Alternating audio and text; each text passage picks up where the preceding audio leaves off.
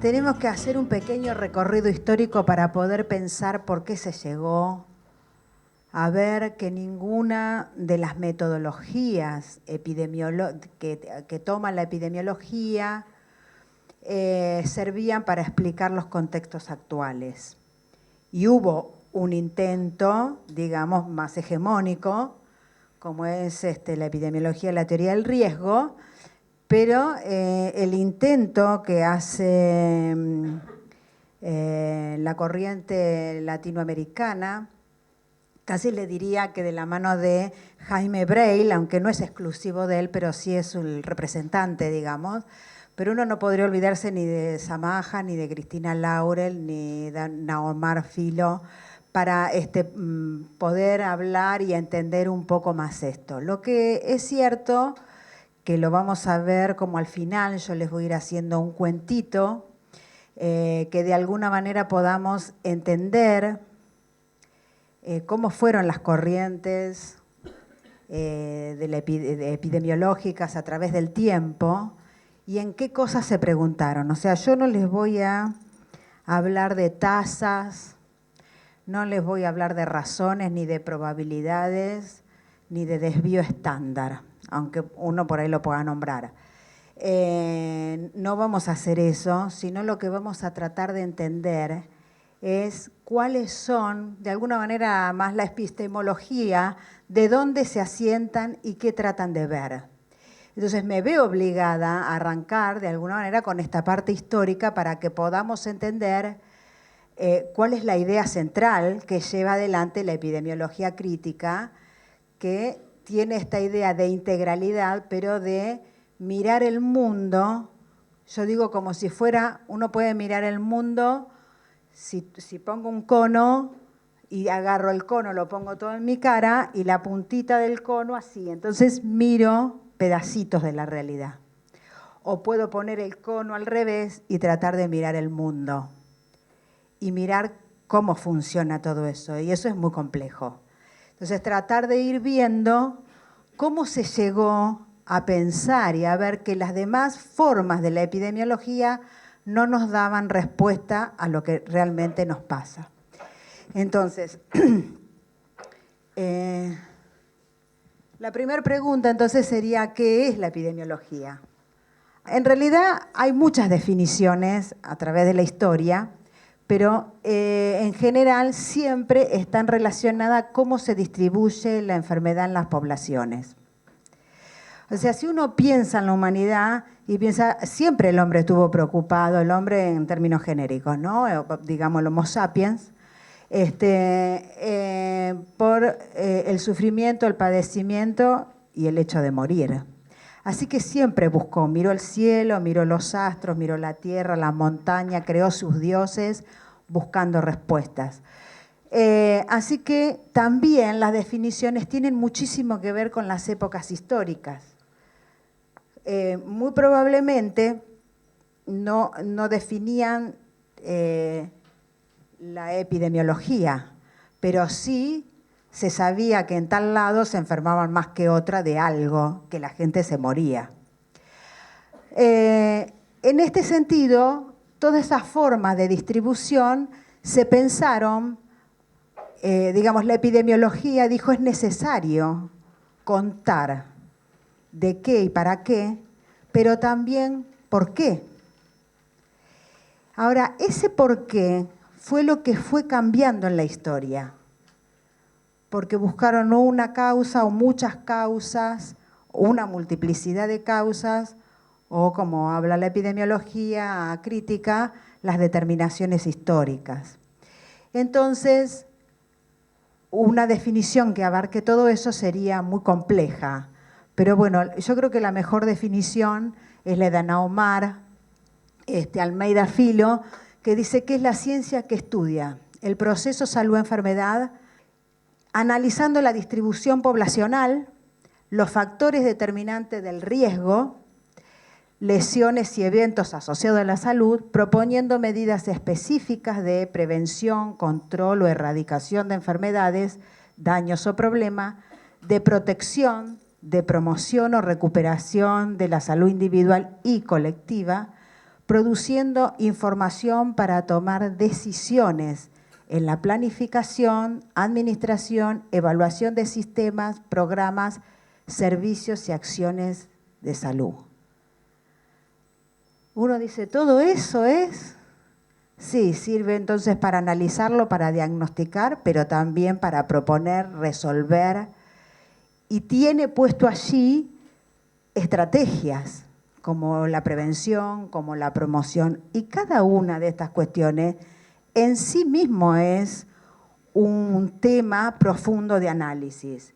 La idea es cómo y por qué la población se enferma, pero cómo y por qué serían las respuestas que nosotros podemos dar. Y no es un cómo y un por qué y un adón simple. Siempre lo tenemos que pensar puesto en una realidad de conjunto social. No hablo yo acá de una epidemiología solamente individual. ¿Qué cosas son los ejes que constituyeron la epidemiología?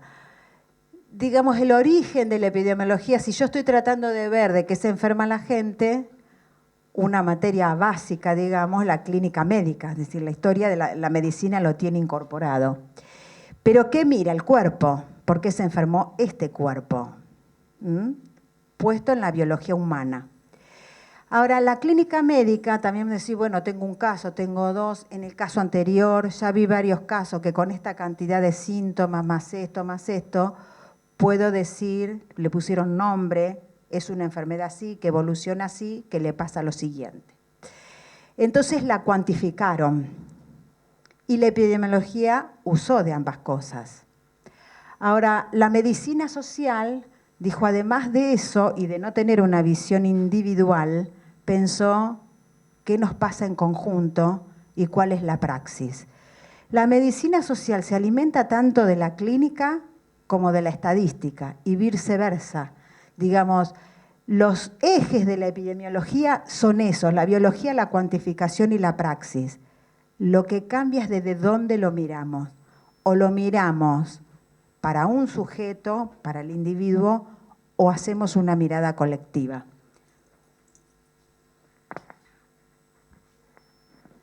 Entonces, con todo lo que les dije recién, uno se podría preguntar, bueno, a ver, ¿para qué sirve? Y sirve para muchas cosas. Yo hice un listado, pero puede haber muchas más cosas.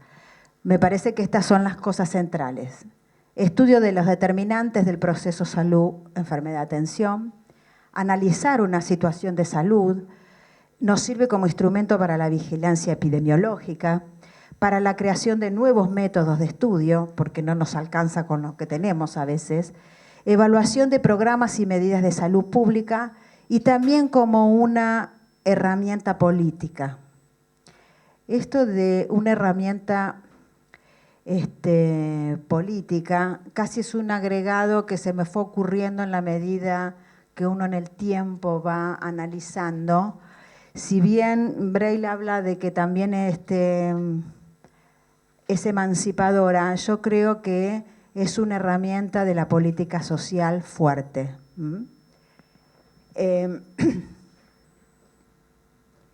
Esto no quiere decir que uno, tiene que ver con la acción y la posibilidad. Es una herramienta para hacer un análisis de la política y también para tomar una posición política. Y ahora vamos a ir viendo por qué. Haciendo una pequeña historia, los principales paradigmas fueron 3 en la historia desde que la disciplina apareció. La disciplina es recién del siglo XIX, contexto post-revolución industrial, si bien hay datos anteriores, pero quien se dedica a cuantificar y a mirar qué es lo que está pasando y el por qué, aparece en el contexto de la revolución industrial. Y hay 2 libros clásicos, uno, el de Engels, sobre las condiciones de los trabajadores en Inglaterra, de las condiciones de los obreros en Inglaterra, y hay otro de la propia organismos públicos de Inglaterra, que es el de Chadwick. Cuando uno junta los dos, Ambos trabajos de lo que hablan es que las malas condiciones de las personas están generando problemas de salud. Son distintas las metodologías que usan, etcétera. Podemos también analizar cada uno de ellos. Pero digamos, estos son una herramienta clara. A partir de entonces dice, acá hay algo que están generando malas condiciones de vida y de salud. Engels dice claramente, esto tiene que ver por los modos de trabajo y además por todo este traslado, ¿no?, del campo a la ciudad, la desaparición del feudalismo, etcétera, y la aglutinación en los centros fabriles de la época. Entonces, quienes pudieron pensar dónde estaba eso, la pregunta, los médicos sabían bastante poco en esa época. El tema era... Ahora también. Bastante poco. No se sabía mucho, así que era dónde buscar las enfermedades. Pero no era una cuestión de los médicos. Había otras personas que le preocupaban que llegaran las epidemias y arrasaran las ciudades, como ya había pasado en el medioevo. Había muchas enfermedades que habían arrasado. No era cuestión de que llegara a Liverpool o a Manchester y nos dejara sin trabajadores. Así que también hubo industriales de época, gobernantes de época, además de médicos y otros interesados en las cuestiones sociales que dijeron busquemos con más claridad. Después de eso va a venir, ahora yo les voy a explicar rápidamente cada una, la teoría del germen a partir de Pasteur y la aparición del uso del microscopio en las ciencias médicas y lo que hoy es como hegemónico, que arranca del fin del siglo pasado, que está bien, está ahí nomás, pero es el siglo pasado, el siglo XX, que es la teoría del riesgo. Uno podría decir, ¿y hay una nueva epidemiología? Es debatido esto, ¿no? Una diferente forma de entender el proceso de salud-enfermedad, sí, es la construcción clara que está llevando adelante la corriente de la medicina social.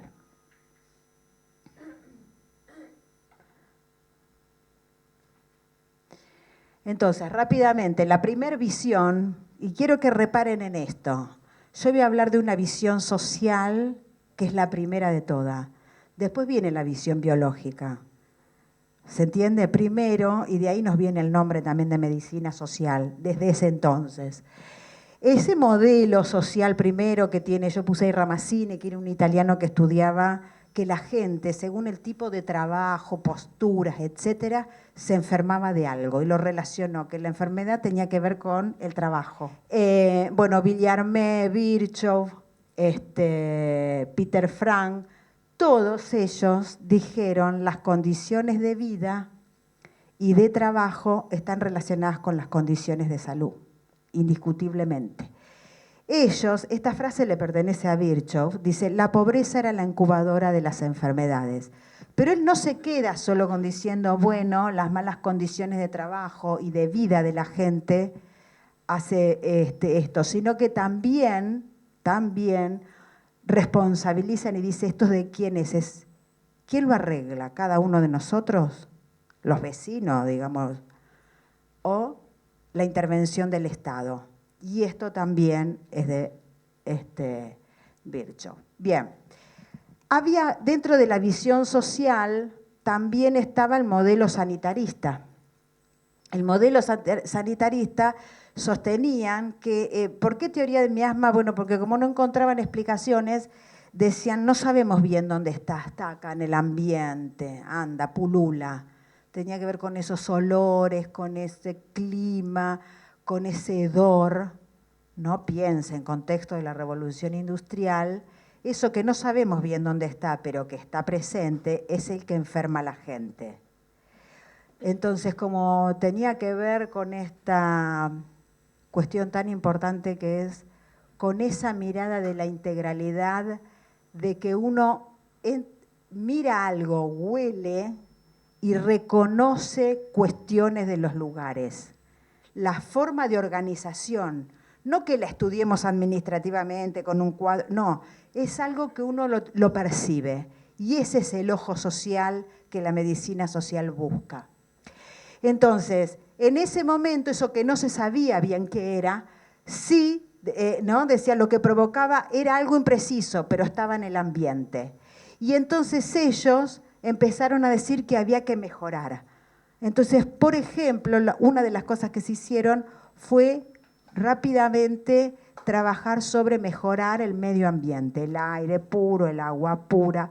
Si uno mira de qué épocas son el saneamiento urbano, o sea, la red de cloacas, agua, es de mitad del siglo XIX.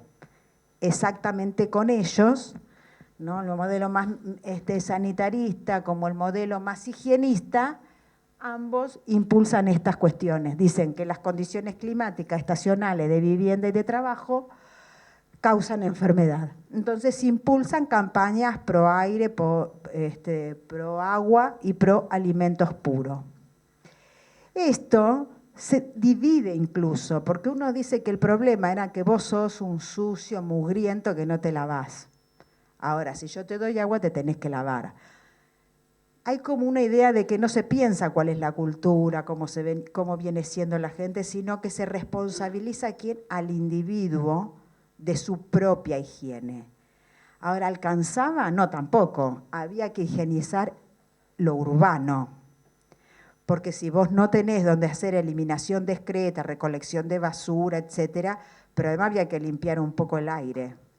Si uno se pregunta, ¿por qué las casas del siglo XIX eran tan altas si la gente no era tan alta?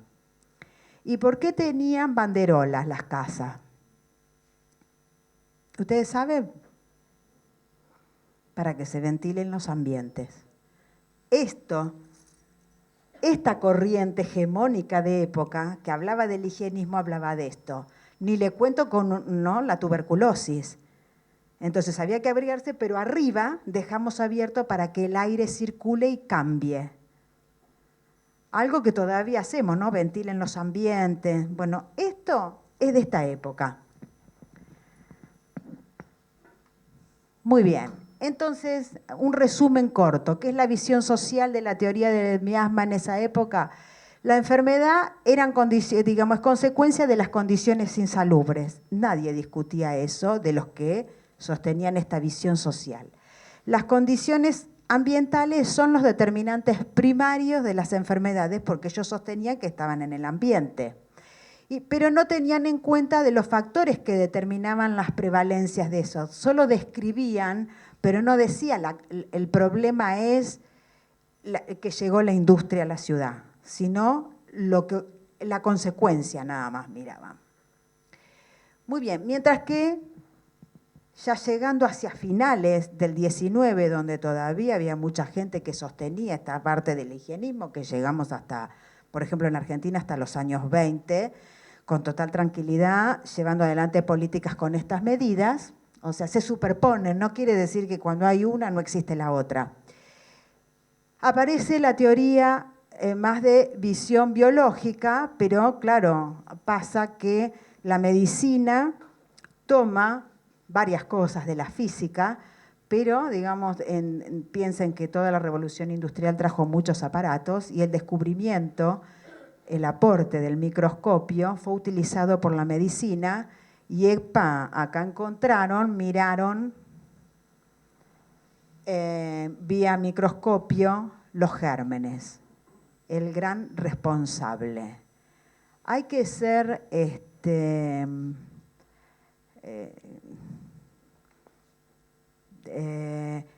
bueno, no me sale la palabra, pero digo, siempre se pone que la teoría microbiana viene de Pasteur y de Koch, y sin embargo, uno no tiene que ser ingrato con todos los aportes que hizo Snow, porque Snow cuando no tenía microscopio, y él se dio cuenta en Inglaterra que la gente que tenía esta enfermedad con diarrea que los mataba, él que hace un estudio epidemiológico.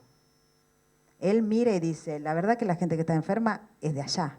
Los de allá no se enferman. Y recorría, ¿qué puede ser que esté acá y no esté allá?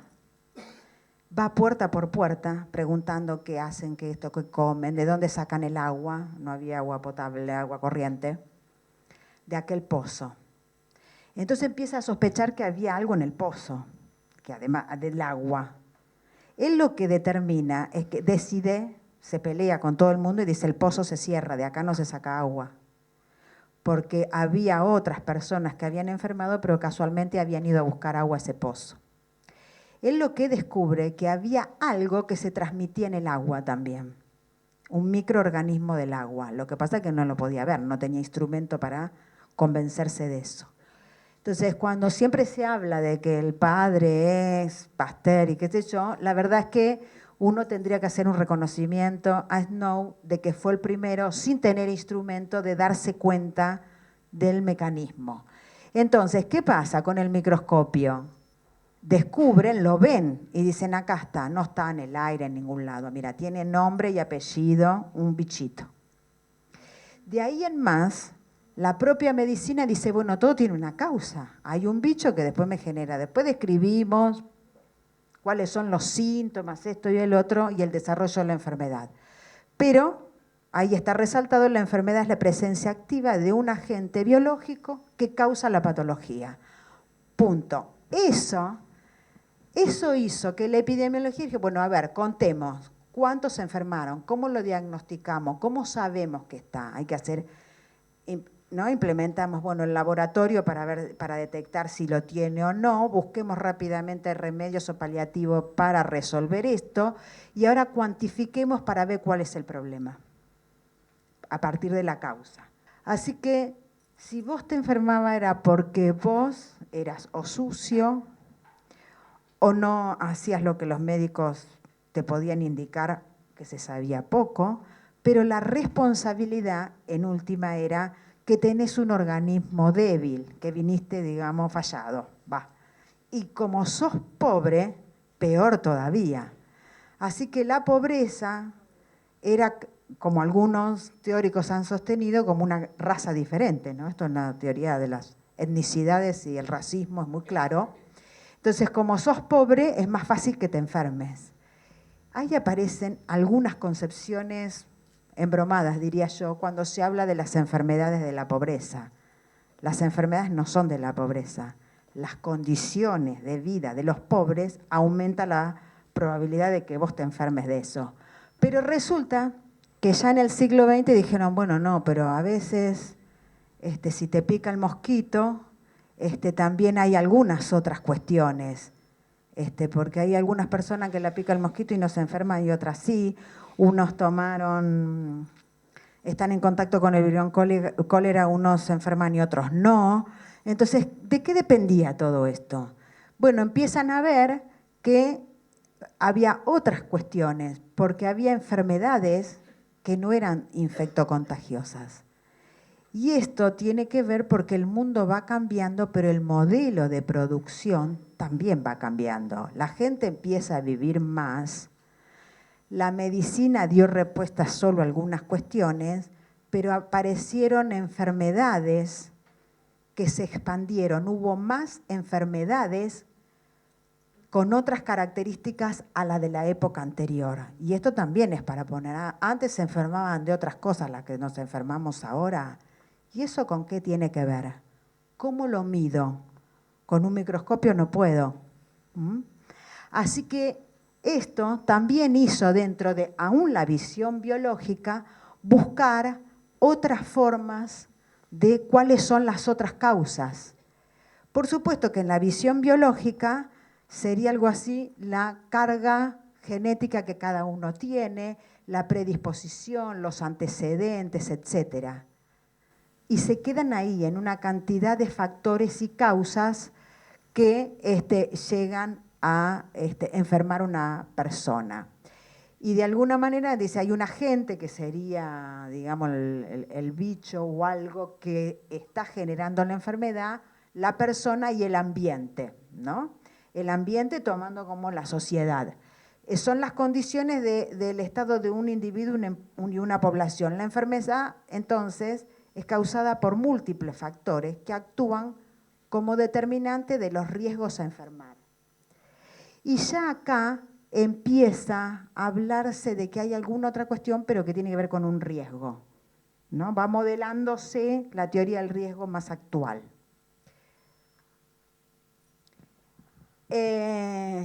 También aparece, en esto se rediscute, y aparece una visión biológica y social al mismo tiempo, donde mezclan las causas. Para hacerlo rápido, hay un modelo epidemiológico que considera una red de causalidades y otros también con diferencias biológicas sociales.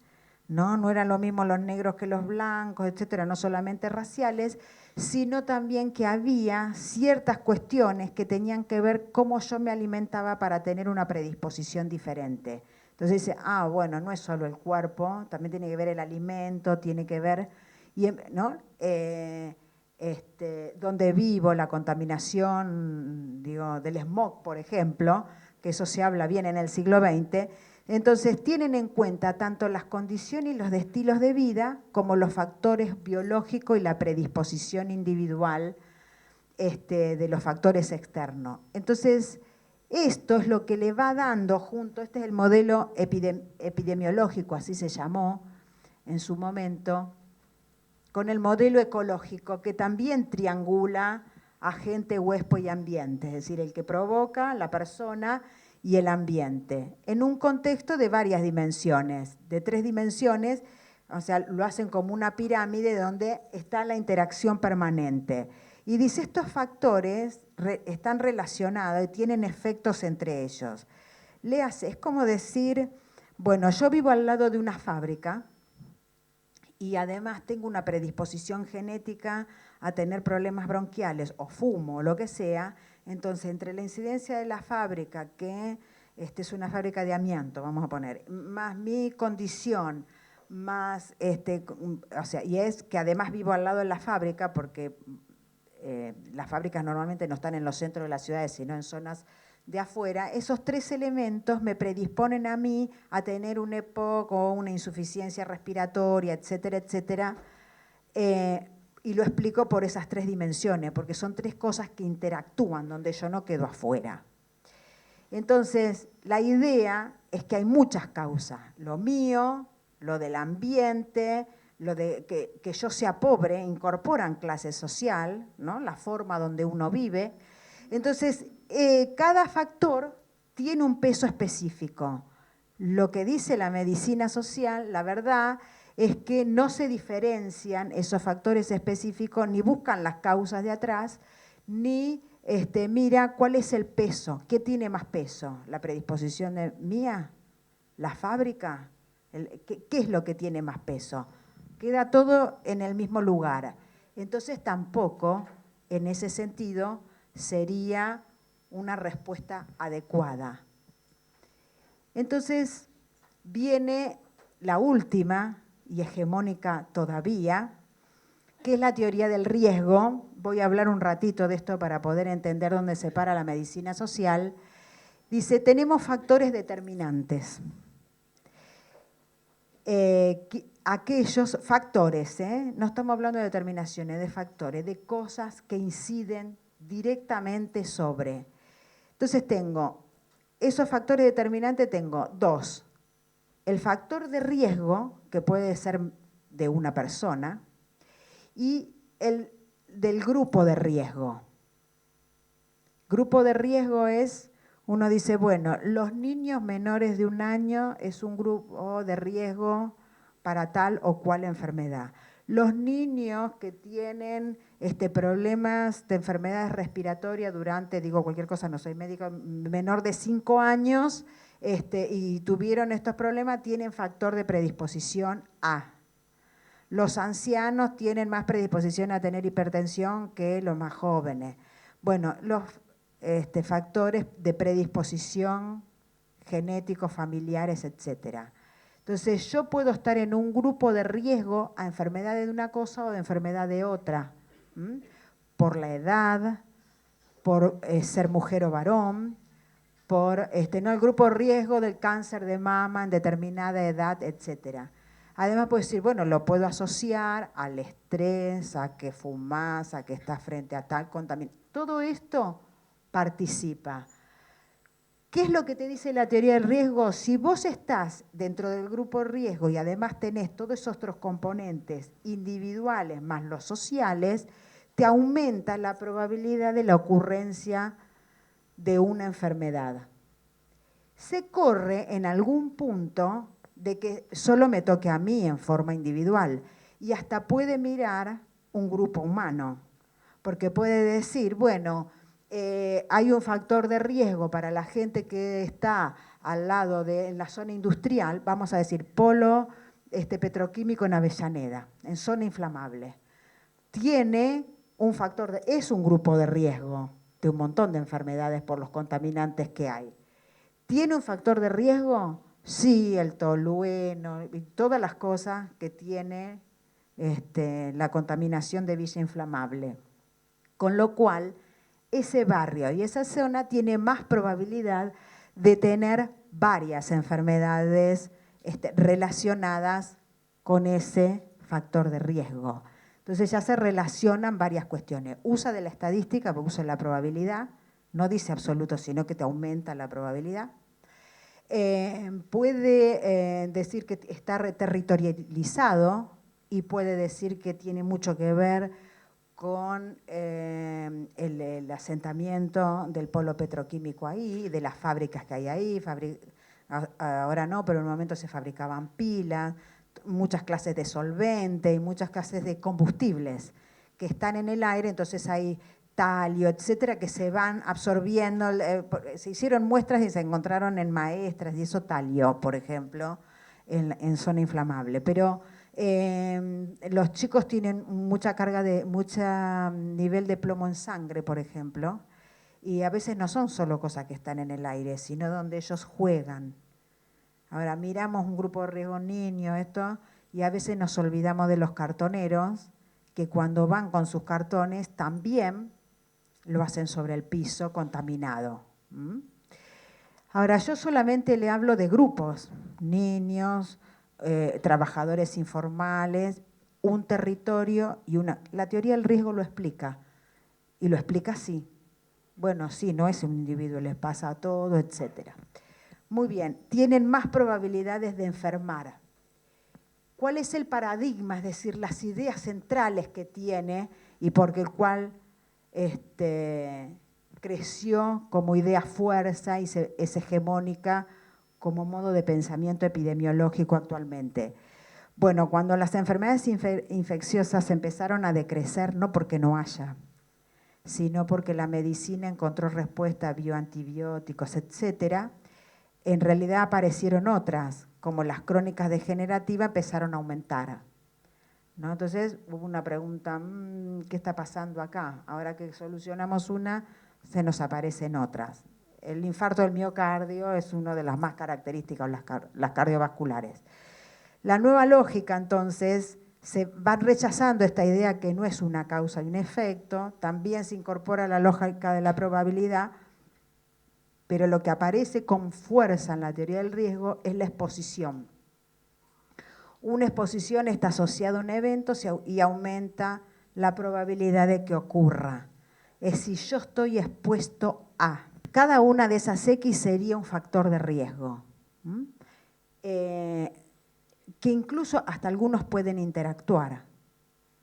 Pero todos estos factores de riesgo que me ponen a mí en una... Yo soy una de ellas, por ejemplo, yo estoy expuesta a todas ellas y hay una combinación de cosas, de vivir en una zona, de tener una predisposición genética, etcétera, me hablan de una situación de salud, cuando incluso me salgo del individuo y pienso en un colectivo.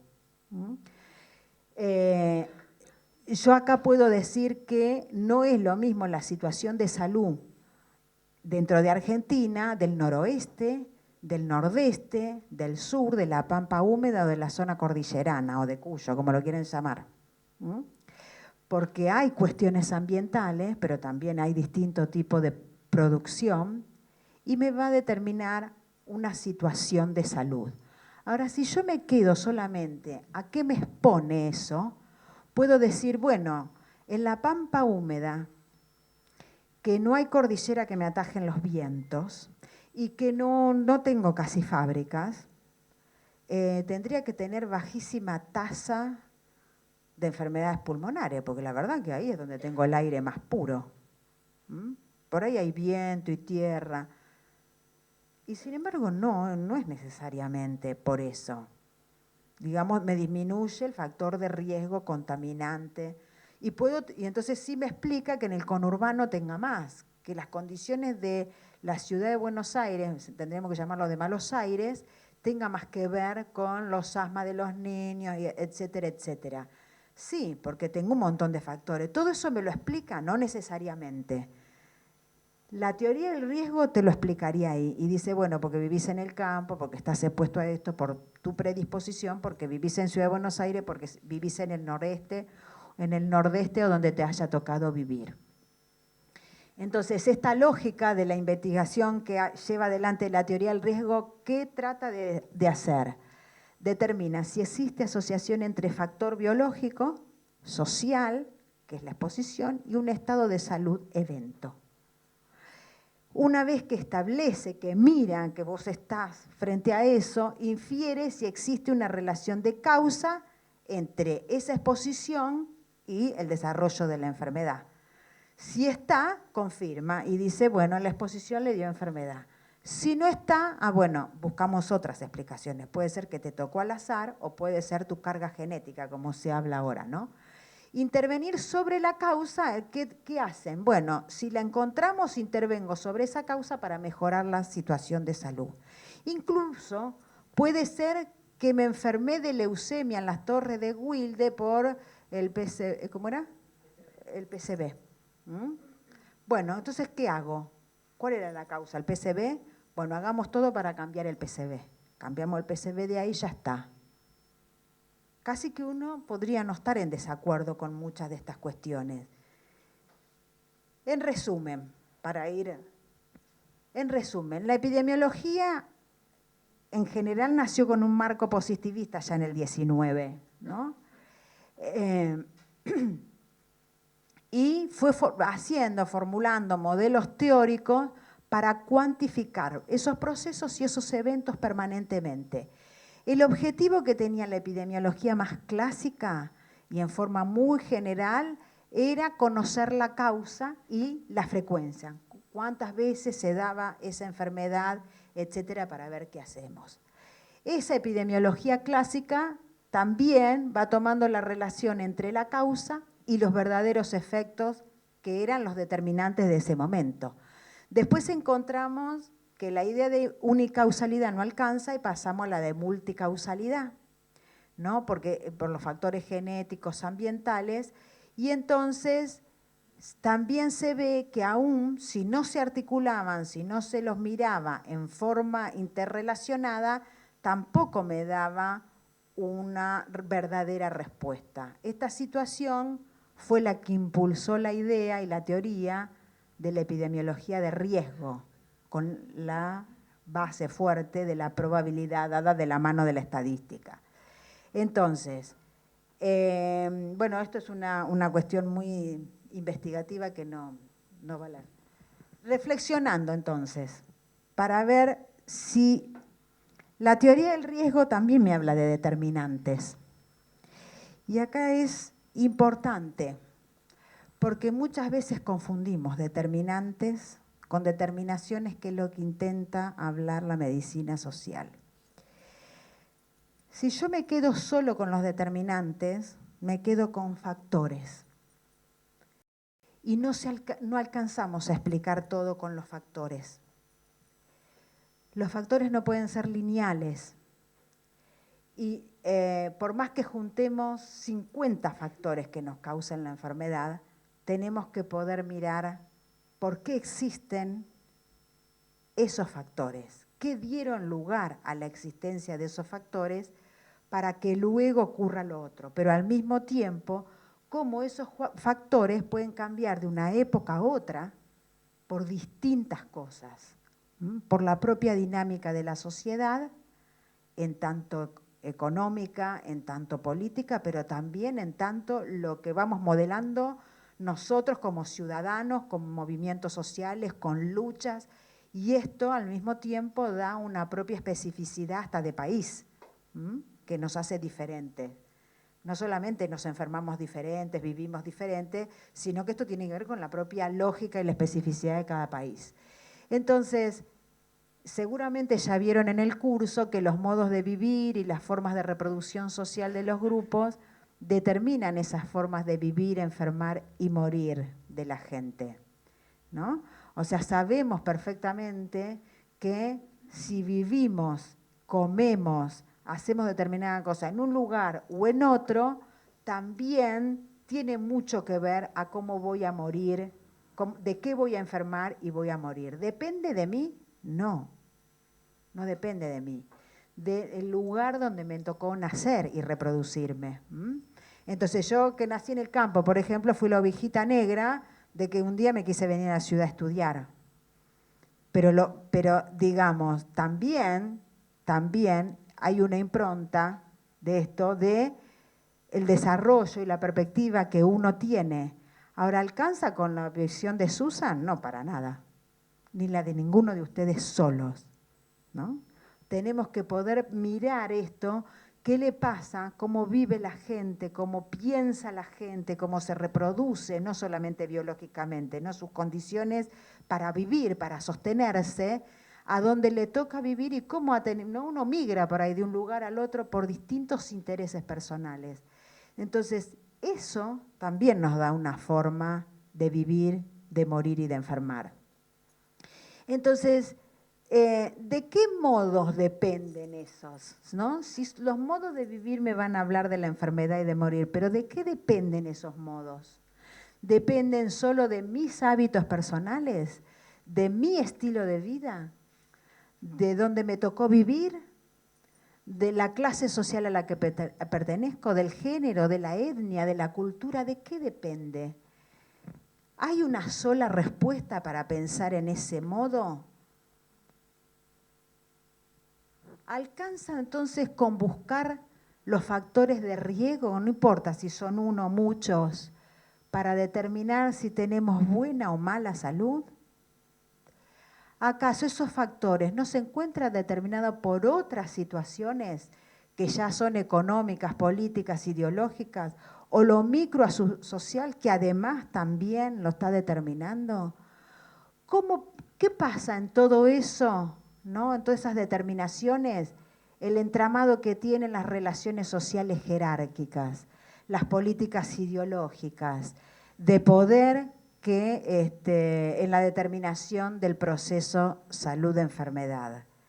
Entonces, la idea es poder analizar de que lo que nos va ocurriendo con nuestra salud o enfermedad al conjunto, a todos nosotros juntos, como mirada en época histórica, tiene mucho más que ver de cómo vivimos, de qué trabajamos, pero cuáles son las relaciones que se dan entre, cuando uno habla de relaciones jerárquicas, también en los momentos históricos se ha pensado que quienes tenían todos los derechos eran los varones y eran los únicos que votaban y las mujeres no. De eso también hablo. Pero hablo de cuando uno está trabajando en una empresa, fábrica, etcétera, donde uno le toque, también hay relaciones jerárquicas de poder. Adentro de un hospital hay relaciones jerárquicas. No son iguales las relaciones ni el poder que ejerce un médico con respecto a un fisiatra, a un kinesiólogo, a un psicólogo, a un odontólogo. Después tenemos otros trabajadores sociales, enfermeros. Pero en esa cuestión que hay una relación jerárquica diferente, a veces hay también relaciones de poderes diferentes, incluido en el mismo tramo solo de los médicos. No es lo mismo un médico generalista que un cardiocirujano o un trasplante. ¿Se entiende? Y esto también muestra por qué tantos médicos hoy en día que van a trabajar a los centros de salud no sienten que hacen algo, sino que muchos piensan que son castigados. ¿Por qué? Porque el médico generalista no sabe nada, gana poco, ¿no? Y no es como ser el o sea, que hay un estatus, un prestigio. Esto lo reproducimos a diario, hasta por fuera de la salud. Ahora, esto tiene peso hasta de cómo miramos la salud, hasta cómo entendemos que es enfermedad o no, y hasta cómo damos la respuesta de un tratamiento. El no verlo, el no mirarlo, implica otras relaciones que también están determinando la salud y la enfermedad. Bueno, mira, yo no entiendo nada, a mí no me hablé de las cosas sociales, más qué sé yo vengo y receto lo que sé que tengo que recetar. Y además vino al laboratorio y me dijo que esto último que salió es buenísimo y la gente, y cuando lo pruebo, la gente me dice que está bárbaro. Así que yo doy esto porque la gente tiene mejor salud con esto. Bueno, ese médico no tiene ni por qué pensarlo, pero es parte de un entramado de otros que no solamente venden medicamentos, que algunos buscaron una solución mejor a los problemas de salud y otros quieren ganar dinero con eso mismo. Entonces, no importa si es más o menos eficaz, estoy compitiendo con otro laboratorio que hace lo mismo y además utilizo varios eslabones para poder vender. Desde el visitador médico, el farmacéutico, etcétera, etcétera, para yo hacer mi negocio. El tema es que la industria farmacéutica hace su negocio porque hay otro que le deja hacer el negocio. Y no miramos las consecuencias. Por ahí miramos, hay laboratorios, hay medicamentos eficaces, soluciona enfermedades, como ha sido la penicilina con respecto a las enfermedades infectocontagiosas, como para poner un ejemplo lineal. Pero hay que tener mucho cuidado con las linealidades y los reduccionismos. Entonces, esto genera una nueva forma de mirar. La verdad es que hay otras cosas que también enferman, porque estamos hablando de relaciones de poder. Entonces aparece ahí casi concomitantemente, yo creo que la teoría del riesgo es después de la parte que aparece la epidemiología social. Que la epidemiología crítica es como una parte, muchos engloban, así como gran título de la epidemiología social, la epidemiología crítica estaría al interior, otros la separan. Pero bueno, la epidemiología social lo que intenta es observar y analizar en profundidad algo más adecuado de la realidad, que es esta introducción que yo les venía haciendo, siempre desde una perspectiva colectiva y tratando de ir relacionando las cuestiones de salud con las cuestiones sociales. Yo le traje dos ejemplos para que vean cómo se fue pensando esto. Miren, acá son funcionarios de Londres y funcionarios de Kenia. Cumplen la misma función. Son funcionarios de los gobiernos, uno de Kenia y otro de Londres. Los rojos son los de Kenia y los puntitos azules son los de Londres. ¿Qué miden? Esto eran cuánto era el porcentaje. Lo que mide acá abajo es la presión arterial. Y allá, ¿cuántos de ellos tenía? Entonces uno mira y dice, esta es la presión media que tiene la mayoría. Bueno, más del 30% tenía una presión más baja en los funcionarios de Kenia que los funcionarios de Londres. Es decir, que los funcionarios de Londres tenían una presión mucho más alta. La teoría de riesgo diría, los funcionarios de Londres tienen más riesgo de tener hipertensión, ergo infarto. Son las condiciones del estrés que te genera. ¿Vos sabés lo que es estar en el gobierno de Inglaterra? Ni le cuento ahora, ¿no? Que se están por ir. Bueno, los de Kenia,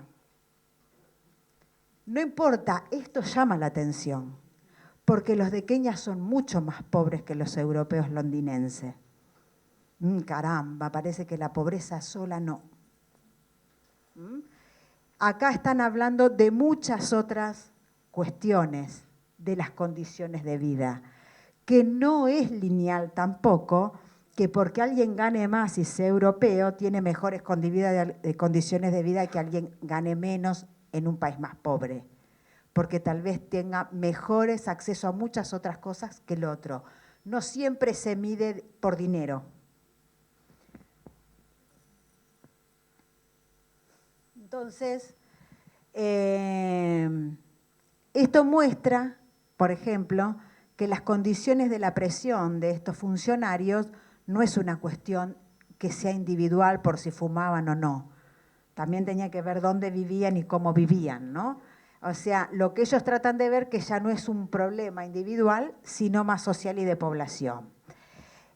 ahí dicen, las clases sociales acumulan riesgo, dice la teoría de riesgo, que aumentan la probabilidad de tener cierta enfermedad. Por otra parte, la posición social también tiene su cara de mortalidad diferencial.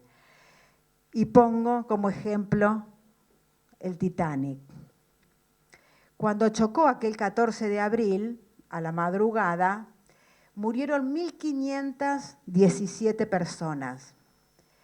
Todos iban en el mismo barco, todos, en el medio del Atlántico Norte. Pero resulta que no todos murieron. Y no todos murieron igual, dependía su clase social. Miren esto. Ahí ese es un cuadro por clase de billete de lo que pagaron. Los que pagaron primera clase murieron menos del 40%. Ahora la tripulación y los de clase murieron casi todos. Ahora iban en el mismo barco. Pagaron el billete diferente. Eso significó que tenían jerarquías distintas al interior, posibilidades de tener salvavidas, de salir más rápido. Y eso sí se cruza con la clase social, con el poder adquisitivo. Y no solo con decir que uno fue en barco y otro en avión, ahí estaban todos en el mismo. Sin embargo, la condición social sí le dio una manera de morir distinta o de sobrevivir. Entonces, ¿en qué pensamos frente a todo esto, no? La epidemiología social dice, bueno, ¿en qué pensamos? Ya sabemos que la clase social tiene que ver, pero no solamente como su origen, como con sus gustos y con su poder adquisitivo, porque también el acceso a algo por el poder adquisitivo me ubica con otros privilegios, y esos privilegios también tienen cara en la salud. El barco es una demostración, el privilegio de haber podido, tuvieron más posibilidades de sobrevivir. Entonces, ¿en qué pensar? En cómo es la organización de la sociedad, cómo es el modo de producción y reproducción económico, político y social, cómo relacionar esto con el proceso salud, enfermedad, atención.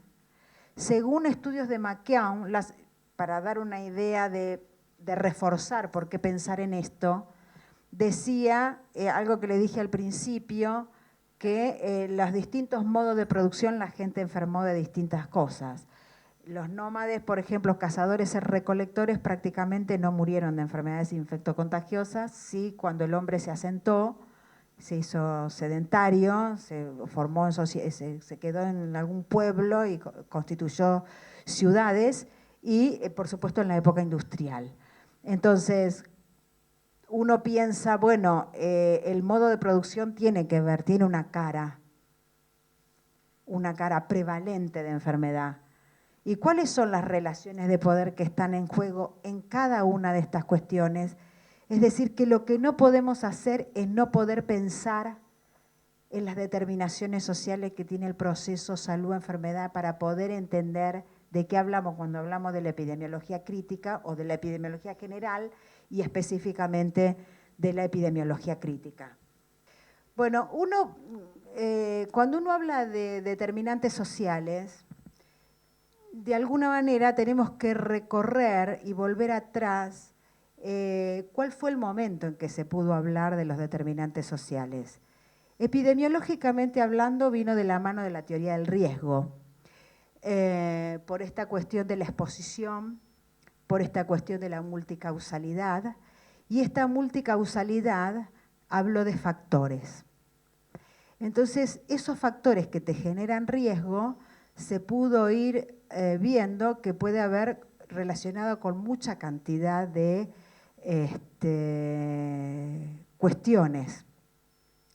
Y una de las cuestiones fue que la propia organización mundial, es decir, los organismos internacionales, lo toman y lo siguen y lo reproducen y lo llaman determinantes sociales. Pero lo toman como factores que actúan en forma directa, casi le diría en algunos casos lineales. A tal punto que, miren lo que le voy a decir, ya entrando en el tercer milenio, y en búsqueda de el objetivo del milenio y la lucha contra la pobreza, que arranca en los años 90 con el neoliberalismo, se sostiene que estos son factores que determinan tener buena o mala salud. Entonces, la propia Organización Mundial de la Salud las describe. Y en el año 2005, o sea, hace 11 años atrás, habla la Organización Mundial de la Salud de esos determinantes. Y habla en el 2000. Y en el 2005 vuelve a redefinir lo que es el derecho a la salud. Si uno accede a esas cuestiones que son esos factores que te darían mala salud. Entonces también uno dice, ¿por qué la Organización Mundial no hace el proceso histórico que nos va diciendo a nosotros en qué momento se habla de una cosa o se habla de otra? La idea de haber incorporado determinantes, haber dicho no solamente son causas o es multicausal, sino que esas causas las llamaron factores porque están relacionados también con otras cuestiones. Ahora, si yo miro como factor lo político, lo ideológico, lo social, y digo, cada uno de ellos actúa de lo político, es el diseño de la política social, de la política económica, de la política pública. Lo económico, sí, bueno, es el capitalismo, pero el capitalismo va cambiando de forma. Hoy tenemos sociedad de consumo, cómo participan o no en un momento y en otro los medios masivos de comunicación, cuánto inciden en la construcción y en la construcción del pensamiento de la sociedad. Digamos, cómo se van construyendo esos paradigmas que se legitiman. Quiero decir que son consensuados por la mayoría de la población y los aceptamos como verdaderos. Entonces, de esa manera se habla de los determinantes para decir, bueno, si hay buena o mala salud, depende de muchas cuestiones. Entonces, se dice que los pobres tienen mala salud. Y ya empiezo con un problema, porque eso es decir que solo un factor, clase social o condición socioeconómica, me determina la mala salud. ¿Alcanza con eso? Bueno, no, como son pobres, no se pueden pagar la salud para los países donde se paga. Bueno, no, pero si son pobres tienen dificultades en el acceso, solo de pago, no, también geográfico, porque vivo en el campo, vivo en el conurbano, pero me tengo que tomar un colectivo, porque tengo varios pibes y si tenemos que subir todo al colectivo es muchísima plata, entonces voy menos. Porque lo que me dan tiene que ver con que después tengo que el tratamiento necesita un medicamento que cuando salgo del hospital ya no me lo dan y lo tengo que comprar. Y bueno, te estoy diciendo, es porque es pobre, no tiene plata. Ah, bueno, pero yo estoy pensando una lógica de atención a la salud. Una forma de atención que lo correcto sería a la enfermedad. Vuelvo a pensar que la enfermedad es una cosa y la salud su antítesis y que todo se soluciona si yo accedo a ciertas cuestiones y no discuto cuáles son los derechos de la gente como ciudadanos. Entonces, al no discutir voy poniendo linealidades y voy diciendo generalidades, ¿no? Si soy pobre, tengo mala salud. ¿Por qué? Porque vivo peor, como menos, etcétera, etcétera. ¿Está mal? No, no está mal. ¿Es verdad? Sí, es verdad. En la mayoría de los casos, las peores condiciones me da peor condición de todo, también de salud. ¿Descubrí América? No, no descubrí nada. ¿Me alcanza como explicación? No, diría la epidemiología crítica. Tenemos que buscar otra cuestión. Tenemos que poder interpelar por qué una política pública lo hace de una manera u otra. ¿A qué intereses responde o cuáles son las relaciones de poder en juego para yo poder entender por qué la sociedad está como está? Para yo tener una lectura de lo que pasa cuando aparecen, ¿no?, muchos niños con cierta problemática, muchos viejos, muchos jóvenes, muchos varones, muchas mujeres, etc. ¿Cómo leo yo la violencia contra la mujer en esta época y no en otra? ¿Cómo leo el accidente de tránsito en esta época o en otra? ¿Cómo leo la desigualdad social? Y la epidemiología sirve como instrumento. Y la epidemiología ya no se queda entonces para ver cuántas enfermedades tengo y cómo se distribuyen, sino que puedo, a partir de esta herramienta de análisis, leer la sociedad. Esto es lo que intenta decir la epidemiología crítica. ¿Cómo arranca la epidemiología crítica? Bueno, la primera cuestión es criticando toda la epidemiología más positivista, ¿no? Aquella de buscar las causas y los efectos y los factores causales del riesgo. Entonces, ¿qué sostiene? Sostiene que un factor causal, el paradigma de riesgo y la acción de los funcionalistas, porque esto tiene muchísimo que ver, digamos, toda la teoría del riesgo queda dentro del marco de la teoría más sistémica y funcional, principalmente norteamericana, ¿no? Bueno, no nos permite penetrar en la realidad para apoyar su transformación. Al contrario, lo que hace la teoría del riesgo y esta forma positivista es una herramienta de mediatización y hegemonía. Es decir, es una forma que toma de que todos aceptemos que eso esté bien y que además la legitimamos. Pero no nos permite ver el conjunto social de lo que está pasando. Vemos un recorte nada más. Entonces la epidemiología se pregunta si alcanzan las teorías causales o multicausales para explicar en el neoliberalismo el discurso de la gerencia y el eficientismo, la conversión de los derechos adquiridos que se transforman en mercancía, la monopolización, la privatización, la mercantilización de bienes y servicios, la focalización. ¿Alcanza?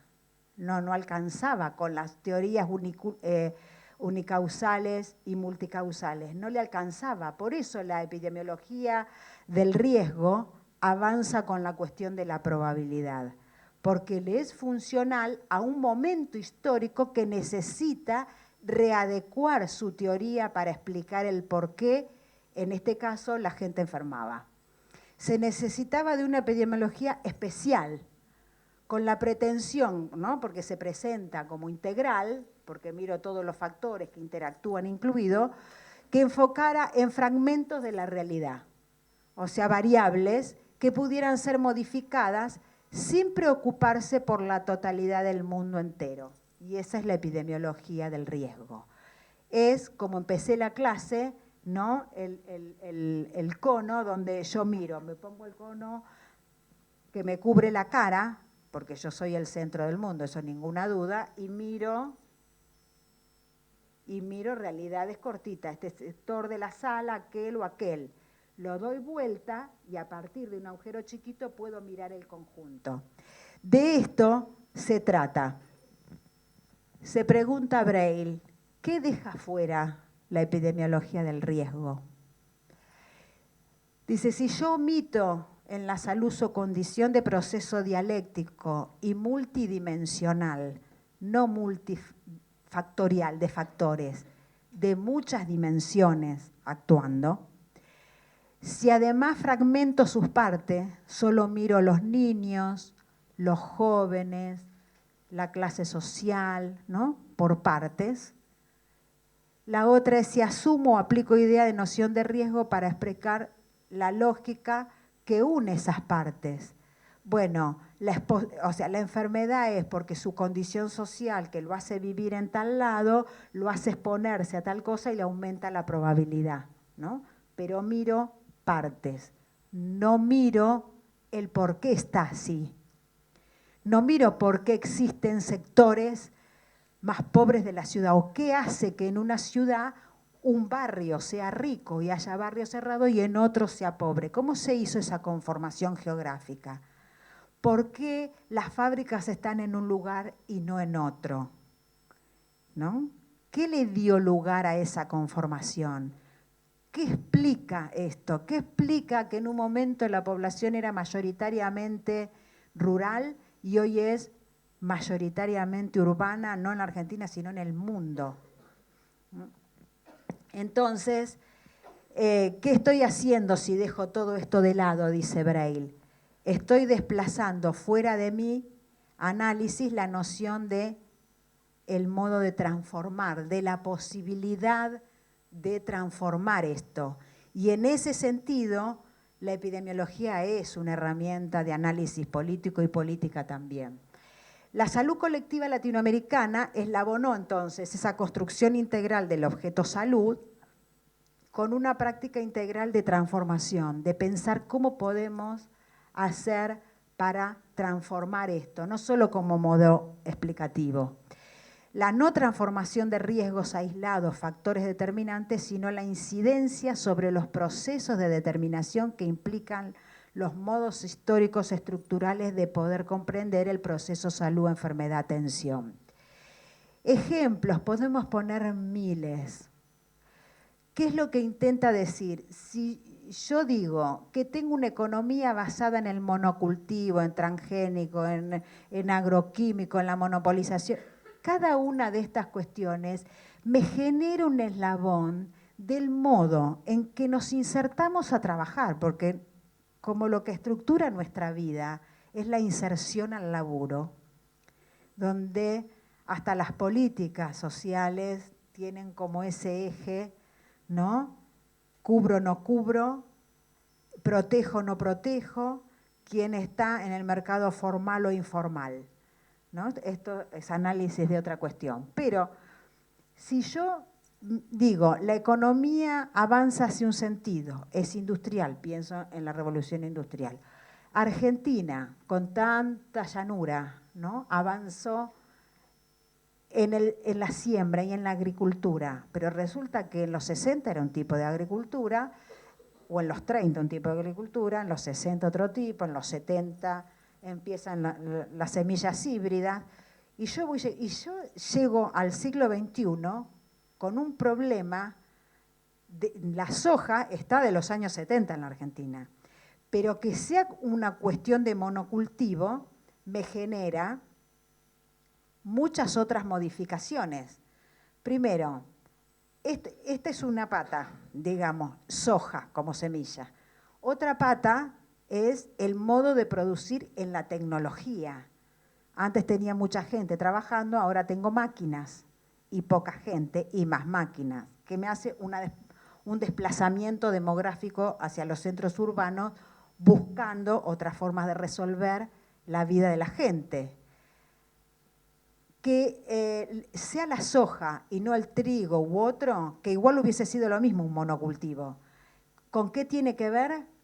Con que el mundo demandó alimentos, sobre todo, para alimentar animales, que luego también son de consumo. En este sentido, alguien puede decir, bueno, pero si aumentamos la producción y aumentamos la agricultura y tenemos más animales, entonces la población come mejor. Acá habría que hacer dos cosas. Come mejor si todos acceden. Y la otra, ¿cómo es esa calidad de la comida? Y la otra es, ¿qué hicimos con esos animales? ¿Cuál es la forma de vida que tienen los animales que después vamos a consumir? Que dicho sea de paso, el no control claro de esto por fines de lucro, hemos tenido la gripe aviar, la gripe porcina y muchas otras cuestiones. Fíjense que arranco de la agricultura, de una semilla, ¿y de quién es la decisión? De un gobierno, de una voluntad política, pero también de una demanda internacional. Y un país no está solo en el mundo del intercambio, entonces también es todo un proceso del mundo globalizado que lleva a decir, el mundo necesita hoy esto, o necesita esto, ¿no? Esto al mismo tiempo tiene otros ingredientes que no están solo. ¿Cómo logra reproducirse? ¿Cómo logra armarse? ¿Solo por el interés de una empresa que avanza? No, hay políticas monopólicas o oligopólicas que tienden a eso. ¿Y cómo logra la aceptación de la sociedad? Diciendo o que no se cuestione o que se minimice? Bueno, tenemos los medios masivos de comunicación que te pueden hablar maravillas de medicamentos, de esto, del otro, y también de otras cosas que no sabemos. Nos venden una galletita muy rica, nos incentivan a los niños a que la coman o a nosotros mismos, y luego uno mira y todo ya tiene soja, etc. O la necesidad de que para estar fuerte y crecer sano y vivir muchos años, tenemos que incorporar muchas cuestiones que aumenten nuestras defensas. Entonces inventamos productos lácteos o cualquier otro para hacer eso, ¿no? El Actimel, el Activia, todos van siendo. ¿Cómo nos enteramos? Porque los medios de comunicación participan, porque son lógicas empresariales en un mundo empresario globalizado que compite por vender más lo suyo. ¿Queda alguna empresa afuera? No, ni la farmacéutica, ni la agroquímica, nada por fuera. Hoy, ¿qué pasa? Hoy cuando hablamos de las determinaciones como procesos estructurales, tenemos que poder pensar que esos cambios económicos, tendiendo al monocultivo, al transgénico, agroquímico, la monopolización farmacéutica, la minería a cielo abierto, etcétera, esa no la podemos dejar de lado y a su vez no es un factor. Es algo complejo que funcionan todas juntas, porque no es una, no es el monocultivo. Detrás del monocultivo hay otros tipos de relaciones que hicieron que se determinaran de esa manera. Las políticas que legitiman al mercado como el mejor asignador de recursos, políticas sociales que socavan los derechos y que impulsan una ciudadanía invertida, o sea, para los más ricos, para los pudientes y una diferente para los pobres, más focal, por ejemplo. ¿Qué hacemos con los pobres? Bueno, le damos esto. Entonces se discute cuánto tiene que ver una política que le entreguemos un plan X y cuánto que le entreguemos y los hagamos sujetos con derechos. Entonces, esto también tiene que ver con la política. Y es la política de un gobierno, pero también en un contexto mundial. Las ideologías que cuestionan el derecho a la salud y lo limitan solo al acceso de servicios mínimos, ¿no? Porque ahí se empieza, y bueno, yo les venía contando qué era el derecho a la salud, decía la Organización Mundial, eso que tenemos que tener todos, lo que todas las personas tendrían que gozar, no importa su raza, su religión, y los estados están interpelados a hacer cumplir. Claro que como nadie le queda muy claro que es tener derecho a la salud, porque de la visión más jurídica, tener derecho a significa que uno tiene que tener derecho a no enfermar. Y eso es imposible de resolver, pero porque se quedan en una visión dicotómica nuevamente de salud-enfermedad y no se piensa como proceso. Entonces, ¿qué se hace para garantizar el derecho a la salud? Lo que se hace es protección o accesibilidad a servicios, solamente a la atención. Y está mal dicho, no es atención a la salud, es atención a la enfermedad.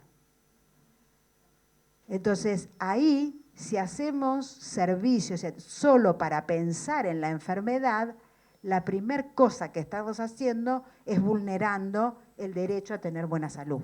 A tener salud, en el sentido de tener, no es una ausencia de enfermedad. Tener salud es tener la posibilidad de resolver, de transformar, independientemente de que yo sea astigmático o no, sacando el patrón de normalidad médico. Muy bien, podemos buscar muchos ejemplos, pero lo que nos está diciendo Braille es que no tenemos que pensar en los factores en formas lineales. Tenemos que pensar todo como en un proceso, pero en un proceso histórico de época. Esta es nuestra época. Los 90s, hoy se habla en la Argentina de que estamos volviendo a ciertas cosas de los 90. De hecho, uno puede desempolvar varios artículos y no saber de qué época estamos hablando. Pero no es igual los 90 que ya casi la segunda década del siglo XXI. Estos 25 años hubo muchas transformaciones. Empecemos, yo le pregunto a muchos de acá, ¿quiénes tenían computadoras personales y teléfonos celulares a mitad de los años 90?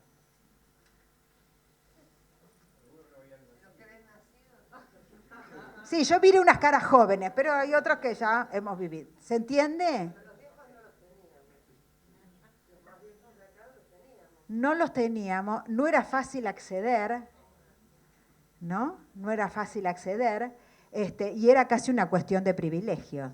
Entonces, no solamente cambió algo tecnológico, porque esa tecnología y esa posibilidad de interconexión puede tener una fuerza en un sentido, pero también ser invadida de una fuerza ideológica por el otro, ¿no? No es lo mismo. Los momentos históricos no son lo mismo. La sociedad sigue siendo una sociedad de consumo, pero no es la misma.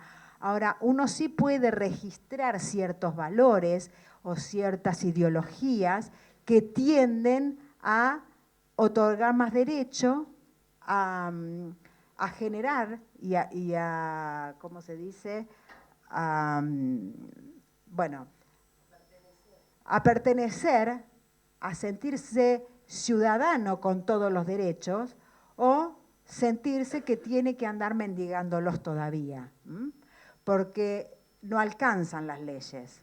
Uno puede trabajar mucho y hacer muchas leyes en favor de la gente y de los derechos, y la gente luchar. Muchas de las leyes últimas se consiguieron por la propia lucha de la gente, ¿no? La de muerte digna, etcétera, tiene que ver con que un caso, ¿no? Es como que rebalsa la gota, una madre, una familia luchando por eso, lo llega a poner en el Congreso y así aparece. Ahora, cualquiera de estas leyes últimas, de los últimos años, necesita un gran trabajo de la sociedad, y esto también habla de la sociedad argentina, de la movilización, de haber llegado al Congreso, de haberlo convertido en ley, etcétera, pero después también del conjunto de la sociedad que sostenga esos valores y que lo ponga en práctica.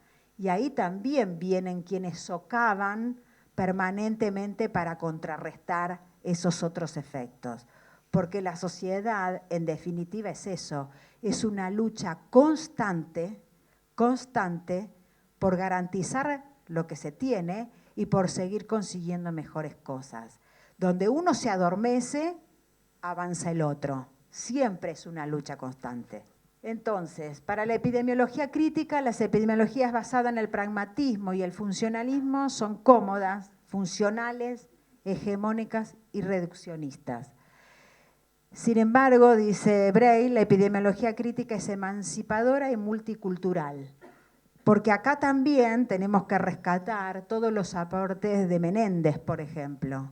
Cuando Menéndez habla del modelo médico hegemónico y habla de este saber médico, que sería el saber de la medicina que se impone sobre otros saberes, nos está hablando de que hay un modo de pensar y de saber occidental, basado en la medicina científica, que echa por tierra a los saberes propios de cada lugar, ¿no? En nuestro caso, los saberes de los incas, de los mayas, de los aztecas, de los etcétera, que han tenido con respecto al cuidado, ¿no? Entonces, esos saberes propios de las comunidades y esa cuestión cultural queda arrasada por los modelos hegemónicos.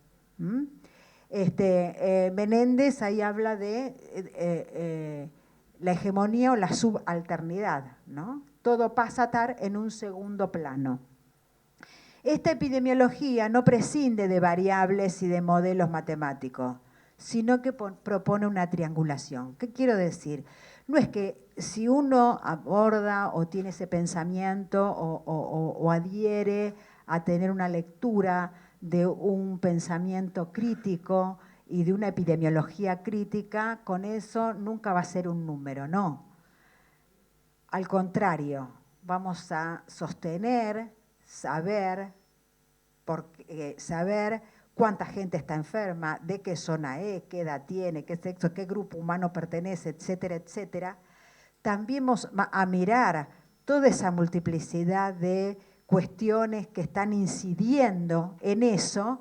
Vamos a mirar lo quanti y vamos a mirar lo subjetivo, lo quali, para poder tener una mejor interpretación y para al mismo tiempo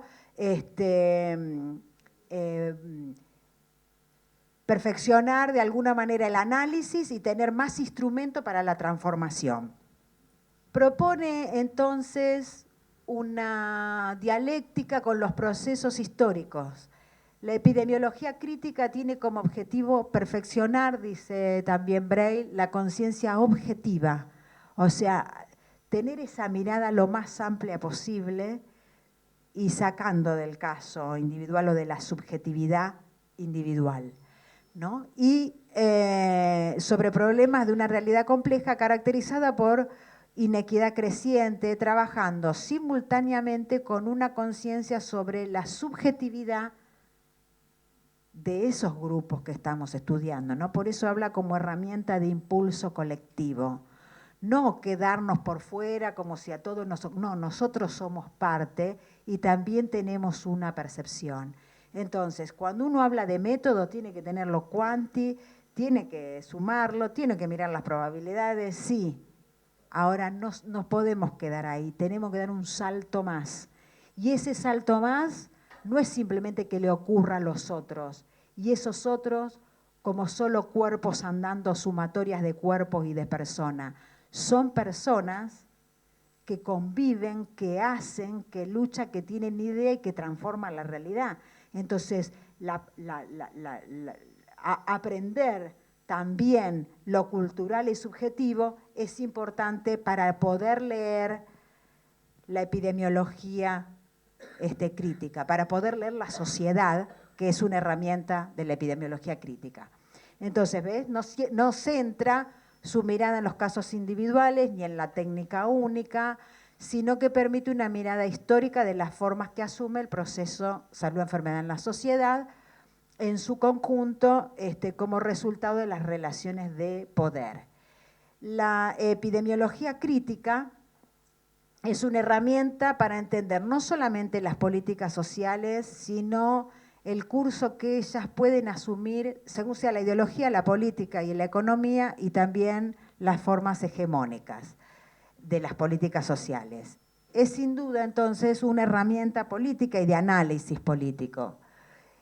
Bueno, yo finalizando, dejé acá en realidad es una propuesta de la epidemiología crítica de Braille, que es de un texto que es el que yo creo que le dejé a ustedes, del 2003, del libro de él, de epidemiología crítica, que bueno, lo propone como un proceso que se desarrolla con movimiento organizado alrededor de modos de vida o reproducción social, con sus contradicciones y relaciones, que es parte de lo que estamos hablando, la concepción dialéctica de esos modos de venir y de las determinaciones, de las condiciones de vida, de las confrontaciones, también de lo que acá salía de ustedes recién, que finalmente ocurren en nuestro genotipo y fenotipos, dice él, y la proyección de la acción en la salud como una ruptura contra los procesos que destruyen nuestra salud y nos impiden emanciparnos, y a favor de los procesos que nos protegen y perfeccionan tanto colectiva como individualmente, que sería la promoción. Bueno, yo acá terminaría, no sé si tienen más preguntas, si quedó claro los embarullé, si la clase de epidemiología crítica terminó siendo críptica o elíptica, o bueno, gracias.